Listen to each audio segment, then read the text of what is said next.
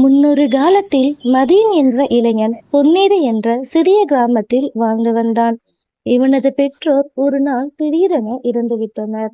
இனி அந்த ஊரில் இருக்க பிடிக்காமல் பக்கத்தில் உள்ள ஊருக்கு வேலை தேடி சென்றான். உச்சி வெயில் அதிகமானது.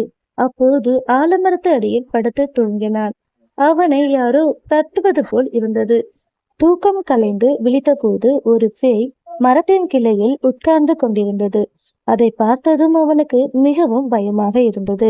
பேய் பேய் என்று அலறினான். தம்பி, என்னை பார்த்து பயப்படாதே. நானும் உன்னை போல் மனிதன்தான்.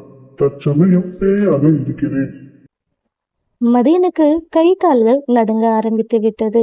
தைரியத்தை வரவழைத்துக் கொண்டு எழுந்து உட்கார்ந்தான். உன் பெயர் என்ன தம்பி? மதி, எங்கே போய்க் கொண்டிருக்கிறாய்? வேலை தேடி நகரத்திற்கு சென்று கொண்டிருக்கிறேன். நானும் உன்னை போல் இருந்தவன் தான். 100 வருடங்களுக்கு முன் வாழ்ந்து வந்தேன். ஒரு நாள் இந்த காட்டிற்கு வந்தேன்.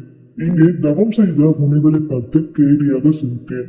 பத்திரமடைந்த அந்த முனிவர் என்னை ஒரு மோகினியாகும்படி சபித்து விட்டார்.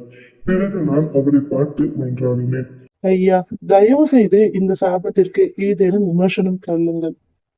இப்படி மனித பேயாய் நான் எத்தனை நாட்கள் திரிவது என்று கேட்டேன். நீ கெஞ்சி கேட்டுக் கொள்வதால் உனக்கு விமர்சனம் தருகிறேன். உன் கதையை எந்த மனிதன் பொறுமையோடு கேட்கிறானோ அன்று நீ மீண்டும் மனிதனாவாய். பிறகு விண்ணுலகுக்கு சென்று கொல்லப்பட்டு இம்மனித பிறவியில் விடுதலை அடைவாய் என்றார். பல காலம் நான் மற்றவர்களிடம் என் கதையை சொல்ல முயன்றேன். அவர்கள் என்னை பார்த்ததும் ஓடிவிடுகிறார்கள் என்று கூறிய பேய், நீ என்னை எப்போது நினைத்து கொண்டாலும் உனக்கு நல்லதே நடக்கும். நீ எடுத்த காரியத்திலும் வெற்றி அடைவாய் என்ற பேய் மேகத்தின் நடுவில் மறைந்து போனது. மதீனுக்கு எல்லாமே கனவு போல் இருந்தது. புதிய நகரை அடைந்தான். அங்கே நாடே விழாக்களம் கொண்டது. மதீன் எடுத்த எல்லா செயல்களிலும் வெற்றி அடைந்தான். அந்த பேய் தந்த வரத்தினால் மதீன் அவன் வாழ்க்கையில் மிகவும் சந்தோஷமாக வாழ்ந்து வந்தான்.